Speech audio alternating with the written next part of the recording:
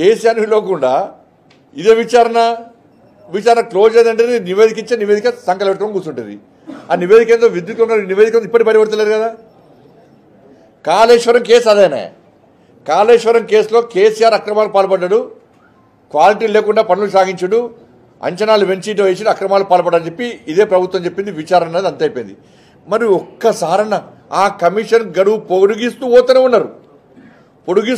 ఉన్నారు. కానీ ఒక్కసారి కూడా కనీసం కేసీఆర్కి నోటీస్ ఇచ్చి కేసీఆర్ విచారణలోలే, కేసీఆర్ కొడుకులోలే, కేసీఆర్ అల్లుడిలోలే ఇదే విచారణ. మరి ఒక్క నోటీస్ కనీసం కేసీఆర్ కుటుంబాన్ని టచ్ చేసే సాహసం మీరు చేయలే. కేసీఆర్ కుటుంబానికి నోటీస్ ఇచ్చే సాహసం మీరు చేయలే. డ్రగ్స్ కేసులో అదే పరిస్థితే, ఫామ్ హౌస్ కేసులో అదే పరిస్థితే. కేసీఆర్ కొడుకు వచ్చి డ్రగ్స్ తీసుకున్నాడు, మన ఆధారం అరెస్ట్ చేస్తామన్నారు. ఏమయ్యా మరి? హైడ్రా పేరుతో కూర్చున్నాం పేదలు ఇల్లు కూర్చున్నారు. జన్వాడ ఫామ్ హౌస్ ఎందుకు కూర్చలేవు? ఆ జన్వాడ ఫామ్ హౌస్ విషయంలో కదా రేవంత్ రెడ్డి గారిని జైలు పంపింది ఇదే కేసీఆర్. మరి అదే ఫామ్ హౌస్ హైడ్రాలో ఉందా లేదా? హైడ్రా ఎందుకు కూర్చలేదు?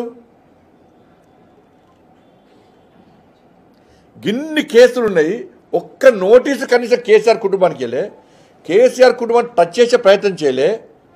సిబిఐకి ఇవ్వమంటే సిబిఐకి ఇచ్చే ప్రయత్నం చేస్తలేరు. ఇలా నేరుగా వచ్చే అవకాశం లేదు. అయితే రాష్ట్ర ప్రభుత్వం కోరాలి, అంటే కోర్టు ఆదేశాలు ఇస్తేనే సిబిఐ విచారణ జరిపే అవకాశాలు ఉన్నాయి. మరి మేమేం చేస్తాము? లిక్కర్ కేసులో ఈడీ సిబిఐ విచారణ జరిపినాక ఏమైంది? కేసీఆర్ బిడ్డ తీసుకువెళ్ళి లోపల వేసినామా లేదా? వేసి చూపెట్టినామా లేదా? మేము చేస్తాం. కేసీఆర్ కుటుంబంలో అరెస్ట్ చేస్తాం మేము. కానీ మీరు కేసీఆర్ కుటుంబాన్ని టచ్ చేస్తున్నారు, కనీసం నోటీస్ ఇస్తున్నారంటే మీ ఇద్దరి మధ్య లాలూచి ఏంది? చీకటి ఒప్పందాలు ఏంది? బీఆర్ఎస్ పార్టీ తెలంగాణ రాష్ట్రంలో ఎమ్మెల్సీ ఎన్నికల్లో ఎందుకు పోటీ చేస్తలేదు? ఈ కేసుల పరంపర, ఈ కేసులో ఇచ్చిపుచ్చుకునే దూరం కాబట్టి కేసీఆర్ ఇచ్చే ముడుపులు కనబడుతున్నాయి వాళ్ళకి తప్ప ఢిల్లీ నాయకత్వానికి, కాంగ్రెస్ పార్టీ నాయకత్వానికి. కేసీఆర్ కేసులో మొత్తం నీరు కాచి పడేసారు. ఎక్కడ కూడా కనీసం కేసీఆర్ నోటీస్ ప్రయత్నం చేస్తున్నారు. తెలంగాణ సమాజం ఆలోచించాలి. ఇన్ని విషయాలు చెప్పాను నేను, ఇది వాస్తవం. అరే కేసీఆర్ పేరుందంటారు, కేటీఆర్ పేరుందంటారు, హరీష్ రావు పేరుందంటారు, అన్ని పేరు ఉంటారు. ఒక నోటీస్ చేయరు, ఒక కేసు పెట్టరు, ఒక అరెస్ట్ చేయరు. కేంద్రం అట పట్టుకురావాలన్నట. కేంద్రం అంటే నువ్వు ఈ సిబిఐకి ఇవ్వాలి, సిబిఐకి ఇచ్చినాక అప్పుడు విమర్శలు చేయి.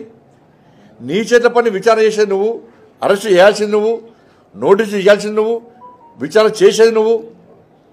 మీ చేతిలో ఉన్నటువంటి ఈ విషయాన్ని కేంద్రం మీద రుద్దితే ఇది ఎంతవరకు కరెక్ట్?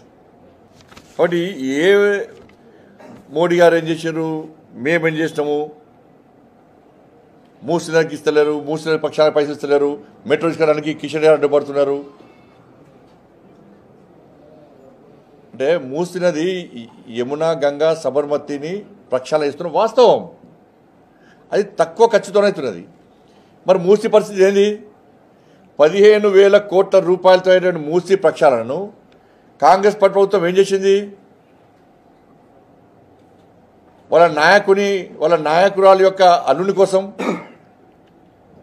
వాళ్ళ ఆది నాయకురాలు యొక్క అల్లుని కోసము మూసి ప్రక్షాళనను అంచనాలను ఏ విధంగా ఇచ్చింది?